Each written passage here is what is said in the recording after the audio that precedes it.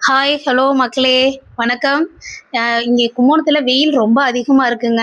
எல்லா இடமும் இப்படிதான் இருக்கா? வெளியிலயே வர முடியல. அவ்ளோ வெயிலா இருக்கு. ரொம்ப அனத்துது, வேனக்கட்டியே அப்படிலாம் வந்துரும் எனக்கு பயமா இருக்கு.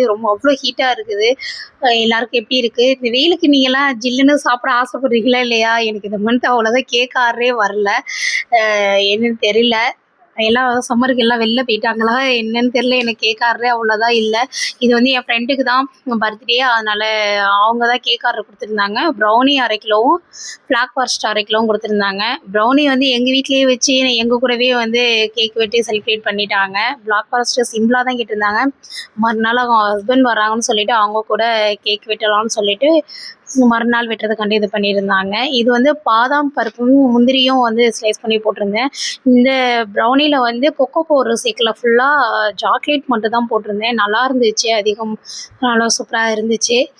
அ இதே 2 வெச சண்டி என்னை பேசவே விட மாட்டேங்குது. நான் பெத்தது